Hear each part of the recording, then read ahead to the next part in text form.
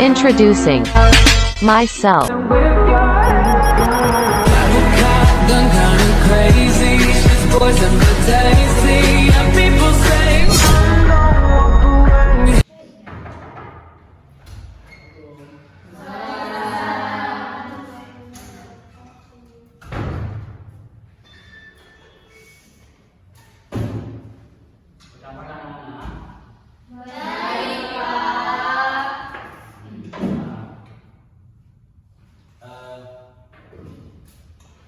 untuk hari ini siapa yang nggak masuk?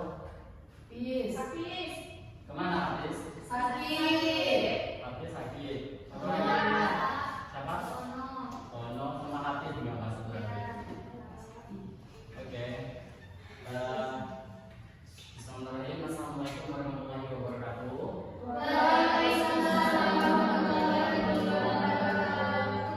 Alhamdulillahirrahmanirrahim. Assalatu wassalamu ala asyrafil anbiya wal mursalin wa ala alihi wa sahbihi ajmain.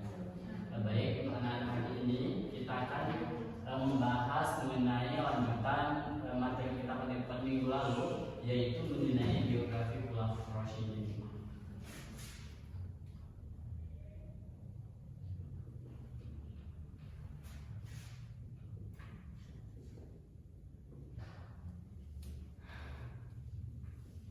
Nah, di sini Bapak mau nanya, ada yang sudah paham dengan biografi Khulafaur Rasyidin? Belum ada yang paham? Belum ada yang tahu? Baik. Pertanyaan juga lupa.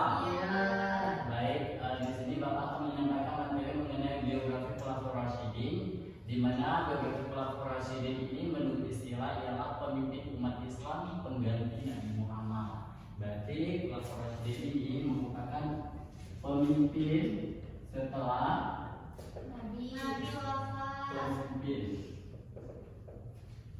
pemimpin setelah Nabi wafat. Nah, untuk meneruskan perjuangan Nabi Muhammad SAW, secara bahasa ini Khulafaur Rasyidin ini berasal dari bahasa Arab, yaitu khalifah, yang artinya pengganti, sedangkan Rasyidin artinya mereka yang dapat petunjuk. Jadi Khulafaur Rasyidin ini menurut bahasa adalah orang yang ditunjuk sebagai pengganti untuk memimpin atau menguasa yang selalu mendapatkan petunjuk dari Allah Subhanahu wa taala. Nah, Khulafaur Rasyidin ini terdiri dari 4 sahabat, di mana sahabat ini merupakan sahabat yang percaya dengan Nabi Muhammad SAW. Di mana khalifah pertama namanya Abu Bakar As-Siddiq, yang kedua Utsman bin Affan, yang ketiga Ali bin Abi Thalib, dan yang keempat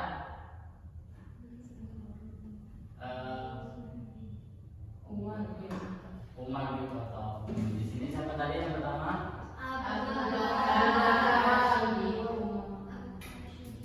Abu Bakar As-Siddiq. Yang kedua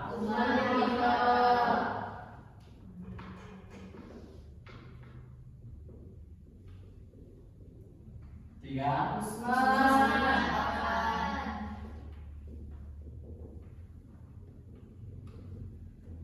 yang keempat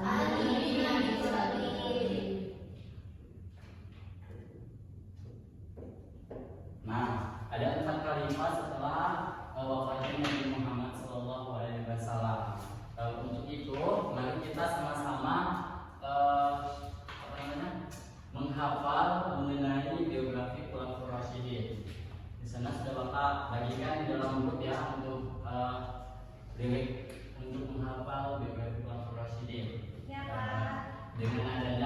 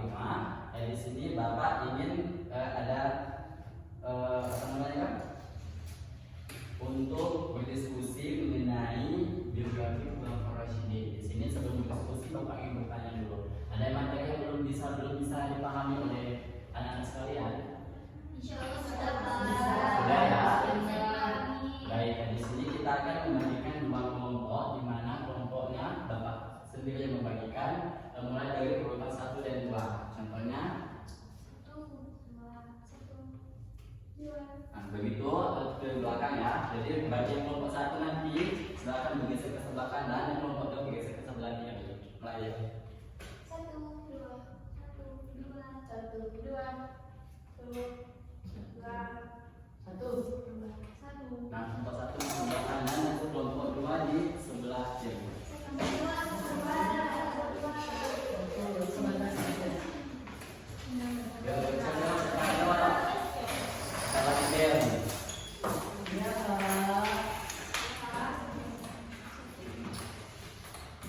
Sudah siap? Sudah dengan kelompok masing-masing? Nah, di sini Bapak akan membagikan dua mengenai tentang apa namanya permasalahan yang ada di game kolaborasi ini. Untuk anak-anak, saya akan berdiskusi mengenai dua hal ini. Nanti akan maju ke depan untuk mempresentasikan hasil diskusi yang telah dilakukan oleh anak-anak sekalian. Ini kelompok 1. Saya akan berdiskusi dengan teman-temannya. Ini kelompok 2 saya akan berdiskusi dengan teman-temannya.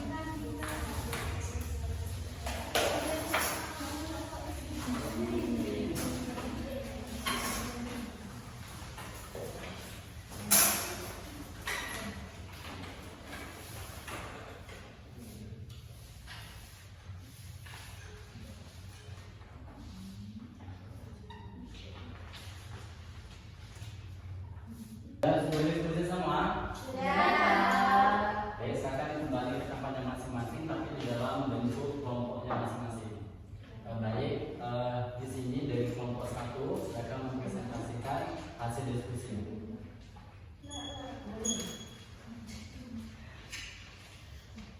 Baiklah, di sini kami akan membacakan hasil diskusi kelompok 1. Pembacaan itu tentang setelah wafatnya Nabi Muhammad SAW, umat Islam harus memilih pemimpin, apa tantangan yang dihadapi dalam proses pemilihan khalifah pertama, dan bagaimana hal itu mempengaruhi stabilitas umat Islam. Jadi, proses pemilihan khalifah pertama setelah wafatnya Nabi Muhammad SAW menghadirkan tantangan besar yang mempengaruhi stabilitas umat Islam. Adapun analisis tantangan yang dihadapi, langkah-langkah yang diambil serta dampaknya. Yang pertama ada tantangan dalam pemilihan khalifah pertama, ketiadaan instruksi langsung dari Nabi Muhammad SAW. Nabi Muhammad tidak menunjuk secara eksplisit siapa yang akan menggantikannya. Hal ini memicu perbedaan pendapat di antara umat Islam tentang siapa yang paling layak menjadi pemimpin. Yang kedua, persaingan antar kelompok-kelompok. Kaum Ansor atau penduduk Madinah merasa memiliki hak kepemimpinan karena mereka telah menjadi pendukung utama Nabi Muhammad SAW sejak awal Islam. Kaum Muhajirin atau pendatang dari Mekah juga merasa berhak karena mereka adalah sahabat terdekat Nabi dan termasuk orang-orang yang pertama memeluk Islam. Yang ketiga, urgensi menjaga persatuan umat. Dengan wafatnya Nabi Muhammad, muncul risiko perpecahan karena tidak adanya figur pemersatu. Hal ini semakin diperumit oleh pemberontakan yang mulai muncul di luar Madinah. Dan yang keempat, perbedaan pendekatan. Sebagai umat berpendapat bahwa kepemimpinan harus berdasarkan musyawarah, sedangkan yang lain lebih menekankan kriteria tertentu seperti kedekatan dengan Nabi Muhammad. Terus ada solusi yang diambil. Yang pertama, pertemuan di Saqifah Bani Sa'idah. Setelah wafatnya Nabi, kaum Ansor berkumpul di Saqifah untuk membahas pemimpin baru. Terus para muhajirin termasuk Abu Bakar, Umar, dan Abu Ubaidah segera bergabung untuk memastikan kesepakatan bersama. Yang kedua, musyawarah dan konsensus. Abu Bakar mengajukan argumen bahwa kepemimpinan harus berada di tangan kaum Quraisy sebagai suku Nabi Muhammad SAW untuk menjaga legitimasi di kalangan Arab. Abu Bakar mencalonkan Umar bin Khattab atau Abu Ubaidah, tetapi Umar justru membayar Abu Bakar yang kemudian diikuti oleh mayoritas peserta musyawarah. Yang ketiga, pembayatan Abu Bakar. Abu Bakar as-Siddiq dipilih sebagai khalifah pertama melalui mekanisme musyawarah meskipun tidak semua pihak hadir. Adapun dampak pemilihan Abu Bakar, yang pertama stabilitas sementara. Pemilihan Abu Bakar berhasil mencegah perpecahan besar di kalangan umat Islam pada saat itu. Sebagai khalifah, Abu Bakar langsung mengambil tindak tegas menghadapi pemberontakan dan Nabi palsu menjaga persatuan umat. Yang kedua, presiden pemilihan khalifah. Proses pemilihan ini menjadi contoh bahwa pemimpin umat Islam dipilih melalui musyawarah meskipun mekanisme spesifiknya berkembang di kemudian hari. Dan yang terakhir itu tantangan ke depannya. Ketidakhadiran sebagai pihak atau seperti keluarga dekat Nabi Bani Hashim dalam proses awal pemilihan menciptakan potensi ketegangan yang muncul kembali di masa mendatang, terutama selama masa Khalifah Ali bin Abi Thalib. Jadi kesimpulan yang kami dapat dari kelompok 1 itu, tantangan dalam pemilihan Khalifah pertama meliputi ketiadaan panduan eksplisit perbedaan lain antar kelompok dan resiko perpecahan. Solusi melalui musyawarah di Sakifah Bani Syaridah berhasil mengatasi krisis awal, meskipun meninggalkan dampak jangka panjang berupa perdebatan tentang legitimasi kepemimpinan dalam Islam. Proses ini menunjukkan pentingnya dialog dan kompromi dalam menjaga persatuan umat. Itulah presentasi hasil diskusi kelompok 1. Sekian, terima kasih. Luar biasa, hasil diskusi yang sangat mantap dan sangat bisa dipahami mengenai masalah-masalah di dalam pemilihan khalifah pada masa 4 khalifah tersebut. Baik, untuk kelompok 2 silakan dipersilakan.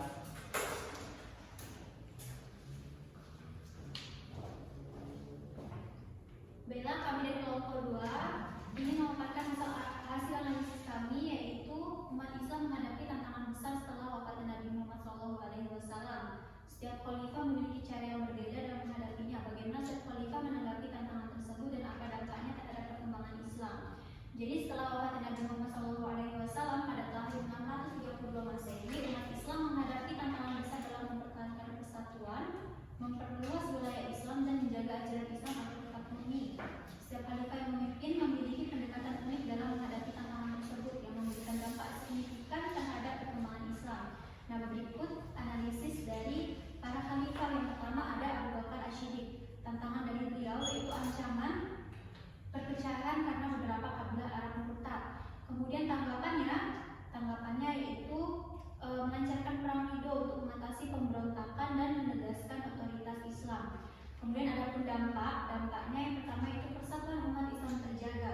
Kemudian ada Khalifah Umar bin Khattab. Nah, tantangan pada masa beliau yaitu menyusun sistem hukum dan ekonomi untuk masyarakat yang semakin kompleks. Tanggapan yaitu dengan mendirikan Baitul Mal atau lembaga keuangan untuk mengelola keuangan negara.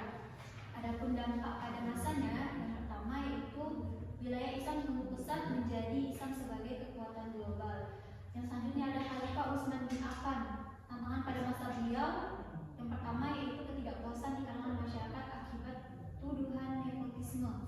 Tanggapannya, menyusun Mushaf Utsmani menyatukan pembacaan Al-Quran dan menghancurkan varian yang berbeda untuk menghindari perpecahan. Dampaknya ketidakpuasan internal mengarah pada pemberontakan dan akhirnya pembunuhan Utsman. Yang keempat ada Khalifah Ali bin Abi Thalib. Tantangannya yaitu munculnya kelompok Khawarij yang menentang otoritas khalifah. Tanggapannya, memimpin pemerintah dari Kufah menjaga stabilitas di tengah konflik. Adapun dampaknya, perpecahan besar terjadi menghasilkan sekte-sekte dalam Islam seperti Sunni, Syiah, dan Khawarij. Adapun kesimpulan dari analisis kami yaitu setiap khalifah berperan penting dalam menghadapi tantangan zamannya dengan memberikan kontribusi yang signifikan terhadap perkembangan Islam. Abu Bakar menjaga persatuan awal, Umar memperluas wilayah dan memperkuat sistem hukum Islam, pemerintahan, Utsman memastikan kesatuan Al-Quran, dan Ali menghadapi perpecahan internal. Perjuangan mereka memberikan dasar bagi kelangsungan Islam sebagai agama dan peradaban global. Mungkin cukup sekian analisis dari kami. Beri tepuk tangan dari kelompok 2. Baik, luar biasa sekali pemaparan hasil diskusi dari dua kelompok ini merupakan sudah sangat jelas berarti ya mengenai pembelajaran kita mengenai geografi Khulafaur Rasyidin. Nah, di sini silakan, mungkin sudah ngantuk ya? Ngantuk. Ya, silakan mencari pasangannya masing-masing. Ya, mencari pasangan masing-masing. Silakan berdiri mencari pasangannya masing-masing.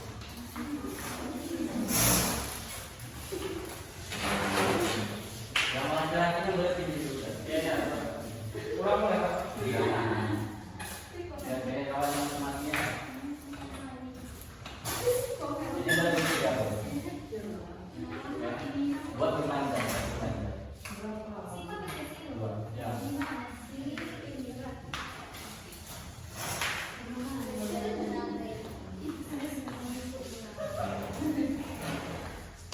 Mulai ya.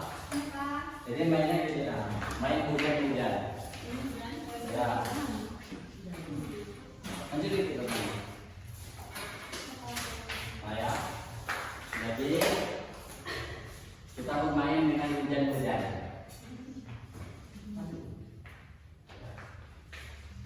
Pegang pundak temannya. Siap? Hujan rintik-rintik, hujan rintik-rintik, hujan rintik-rintik, hujan rintik-rintik, hujan batu, hujan batu, hujan batu, hujan batu, petir menyambar, petir menyambar, petir menyambar, petir menyambar, angin ribut, angin ribut, angin ribut, angin ribut. Ya udah cukup. Mungkin sudah cukup ya. Masih ngantuk? Kembali dengan kelompoknya masing-masing. Kembali dengan kelompok masing-masing. Di sini Bapak ada permainan yaitu untuk mengulas tentang geografi Pulau Rosyidi ini. Di sini Bapak ingin mengukur tingkat pemahaman kalian mengenai pembelajaran kita pada hari ini. Masing-masing kelompok yaitu 5 orang. Kalau ada yang lebih nanti main nanti. Jadi silakan 10 orang maju ke depan untuk mengambil pertanyaan.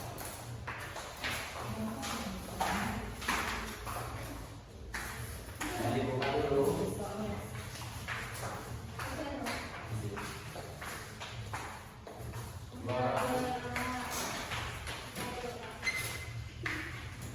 Satu orang lagi.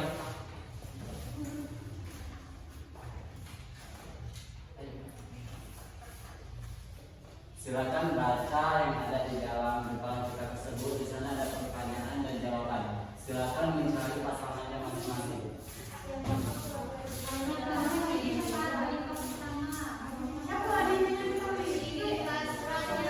Silakan mencari temannya masing-masing. Orang suatu pikiran 1 menit.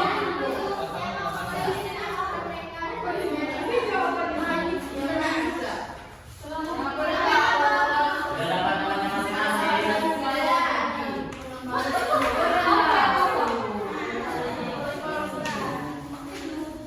Ayo. 5, 4, 3, 2,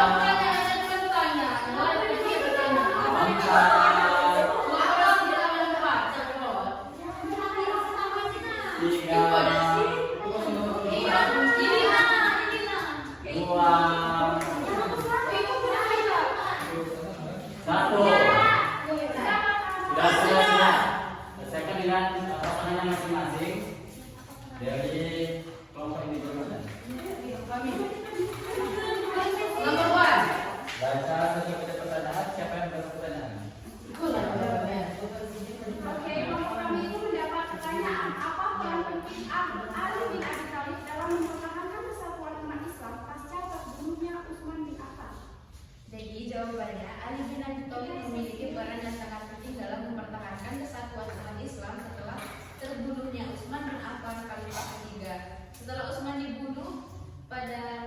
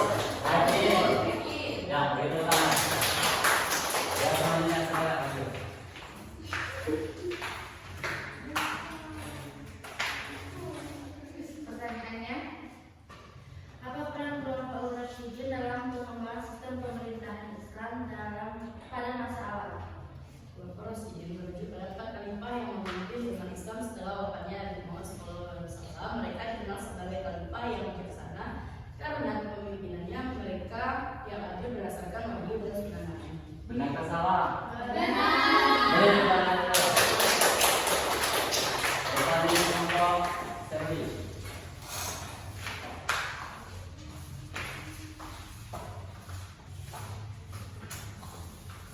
Pertanyaan yaitu apa yang membedakan kepemimpinan Khulafaur Rasyidin dengan kepemimpinan sebelum dan sesudah mereka? Baik, jawabannya kepemimpinan pada masa Khulafaur Rasyidin ini memiliki ciri khas yang membedakannya dengan kepemimpinan sebelum ataupun sesudah mereka, baik dalam konteks politik, sosial maupun keagamaan. Bagaimana, betul atau salah? Betul. Bagi tepuk tangan dulu. Jawab kreatif.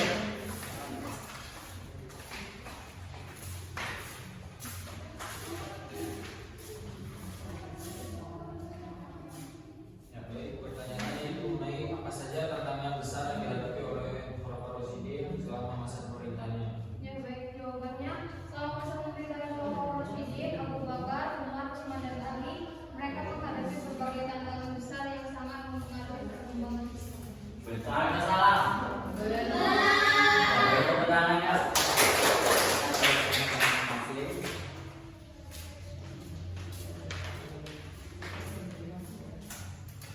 Baik, mungkin sudah cukup paham ya mengenai biografi Khulafaur Rasyidin. Mungkin pembelajaran ini sudah cukup sampai di sini. Untuk minggu depan jangan lupa menghafal yang Bapak sudah tadi ya. Ya baik, mungkin sekian pembelajaran kita hari ini. Bapak tutup. Wassalamualaikum warahmatullahi wabarakatuh.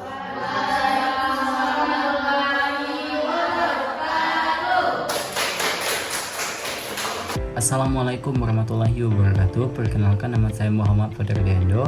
Di sini saya akan menjelaskan mengenai 6 poin penting di dalam video pembelajaran yang telah saya buat. Yang pertama adanya metode pembelajaran, yang kedua model pembelajaran, yang ketiga strategi pembelajaran, yang keempat adanya pendekatan, yang kelima teknik, dan juga yang keenam taktik. Nah, di dalam metode pembelajaran ini saya menggunakan 3 metode pembelajaran. Yang pertama adanya metode ceramah, di mana seorang pendidik ini ataupun seorang guru menjelaskan materi tersebut dengan menggunakan metode ceramah. Yang kedua adanya metode diskusi, di mana seorang peserta didik berdiskusi atas permasalahan yang telah diberikan oleh seorang guru. Yang ketiga ada metode tanya jawab, apabila pembelajaran tersebut ada yang kurang paham atau belum bisa dimengerti, bisa dipertanyakan kepada seorang guru tersebut. Nah, yang kedua adanya model pembelajaran, di mana model pembelajaran di dalam video tersebut saya menggunakan problem based learning, yaitu PBL. Di mana di dalam video tersebut seorang guru ini memberikan permasalahan kepada peserta didik untuk berdiskusi secara kelompok dan mempresentasikan hasil diskusi tersebut di depan kelas. Yang ketiga, strategi pembelajaran yang saya gunakan di dalam ini yakni strategi indeks karmat, yakni mencari pasangan, di mana peserta didik mencari pasangan kartu, dan di dalam kartu tersebut ada pertanyaan dan jawaban yang telah diberikan oleh seorang guru untuk mengukur atau mengulas pembelajaran tersebut sudah terpenuhi tujuan pembelajaran atau ada yang perlu diperjelas kembali di dalam proses pembelajaran tersebut. Nah, yang keempat itu adanya pendekatan. Pendekatan yang digunakan di dalam video tersebut yakni menggunakan teacher center dan student center, di mana pendekatan teacher center ini digunakan saat guru masuk kelas dan menggunakan metode ceramah di dalam penyampaian materi. Di sana juga menggunakan metode teacher center dan selanjutnya itu menggunakan metode pendekatan student center, di mana seorang peserta didik menggunakan diskusi kelompok, yakni student center tersebut, di mana lebih berpusat kepada peserta didik dalam proses pembelajaran tersebut. Yang kelima yaitu teknik pembelajaran. Teknik pembelajaran yang digunakan di dalam video tersebut sudah sangat jelas, yakni menggunakan teknik pembagian kelompok, di mana seorang pendidik membagi kelompok kepada peserta didik untuk berdiskusi dengan permasalahan yang telah diberikan oleh seorang pendidik tersebut. Nah, yang terakhir adanya taktik, di mana taktik di dalam video tersebut menggunakan lagu pembelajaran, yakni mengenal 4 tokoh biografi Khulafaur Rasyidin dan menggunakan ice breaking di sela-sela pembelajaran di saat siswa ataupun peserta didik ini mulai merasa bosan di dalam proses pembelajaran. Mungkin sekian yang dapat saya sampaikan mengenai 6 poin penting di dalam proses pembelajaran. Saya Muhammad Fadir Diando, pamit undur diri. Wassalamualaikum warahmatullahi wabarakatuh. Semoga bermanfaat.